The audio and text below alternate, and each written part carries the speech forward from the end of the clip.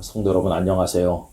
새로운 한 달 가을의 문을 여는 9월이 시작되는 첫날이 되었습니다. 여러 가지 어려운 상황이지만 우리 성도님들 믿음으로 하나님 의지하고 이 9월 한 달을 묵묵히 잘 지나시게 되기를 간절히 바라고, 온라인상의 예배며 온라인상의 교제며 온라인상의 전도며 우리가 해야 될 모든 사명 잘 감당하고 한 친구 운동을 통해 힘을 얻으시고 또 우리 교회들과 나라를 위해서 많이 기도하시기를 바라고, 하나님의 평강이 한 달 동안 성도님들의 가정과 일터에 충만하시기를 진심으로 기원합니다. 오늘은 시편 118편 25절 말씀을 읽습니다. 여호와여 구하옵나니 이제 구원하소서. 여호와여 우리가 구하옵나니 이제 형통하게 하옵소서. 아멘.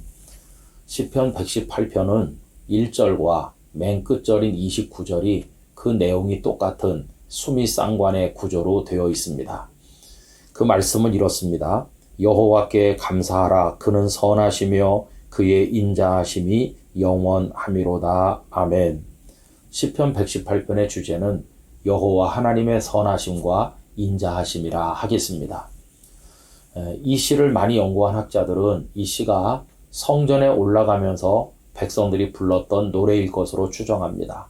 특별히 전쟁에서 승리하고 돌아온다든지 아니면 1년 중에서 초막절 절기를 지킬 때 이 시를 낭송하면서 올라갔으리라고 추정을 하는 것입니다. 특별히 초막절 절기 가운데 건기가 지나고 이제 우기를 기다리는 때가 되는데, 이제 그때 하나님께서 하늘의 비를 내려주시기를 바라는 마음으로 예식을 행할 때 백성들이 오늘 읽은 25절 말씀을 반복해서 낭송을 했다는 것입니다. 다시 한번 읽어보면 여호와여 구하옵나니 이제 구원하소서.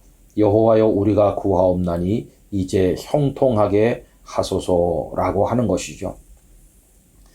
성도 여러분, 우리가 이렇게 하나님 앞에 구원해 달라고 부르짖을 수 있는 근거는 어디 있습니까? 다른 것이 아니라 하나님께서 우리 편이시기 때문입니다. 여호와 하나님은 내 편이시라는 말씀이 시편 118편에 여러 군데 나옵니다. 예를 들어서 6절을 보시면 여호와는 내 편이시라. 내가 두려워하지 아니하리니 사람이 내게 어찌할까라고 했고, 7절도 여호와께서 내 편이 되사 나를 돕는 자들 중에 계시니 그러므로 나를 미워하는 자들에게 보응하시는 것을 내가 보리로다라고 하였습니다. 여러분, 누구와 한편 되는가 하는 것은 대단히 중요한 것입니다. 어렸을 때 뒷골목에서 놀 때를 생각해 보십시오. 여러 해 전에 제가 놀던 옛날 골목을 가본 적이 있습니다. 그때는 아주 넓은 도로였던 것으로 기억했는데 가보니까 겨우 차 한 대 지나갈 정도의 좁은 골목인 것을 알게 되었습니다. 그때는 어렸고 지금은 장성했기 때문이겠죠.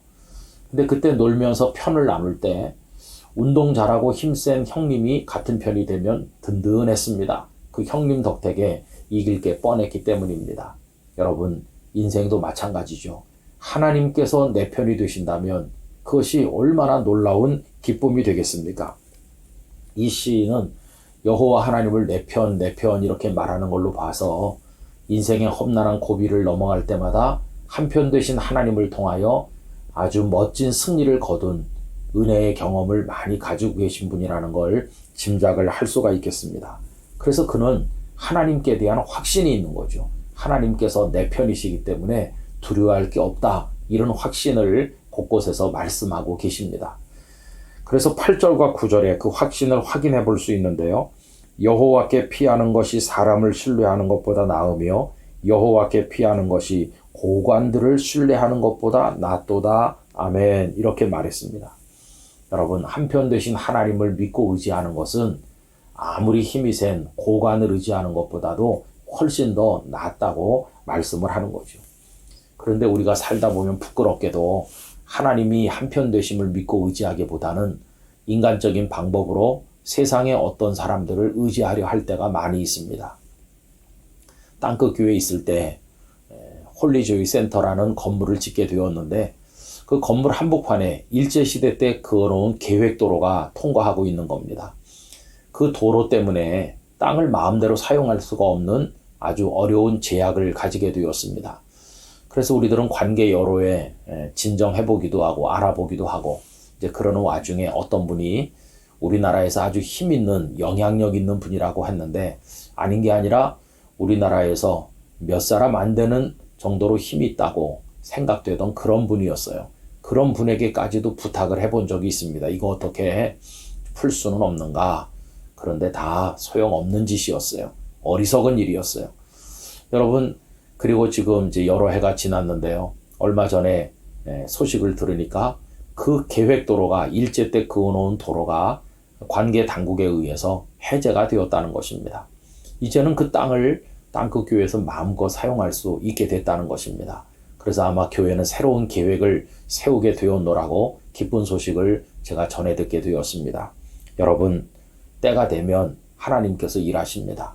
우리가 애태우지 않아도 인간의 방법으로 해결하려 하지 않아도 고관들을 의지하지 않아도 하나님께서 하실 것이라고 믿습니다.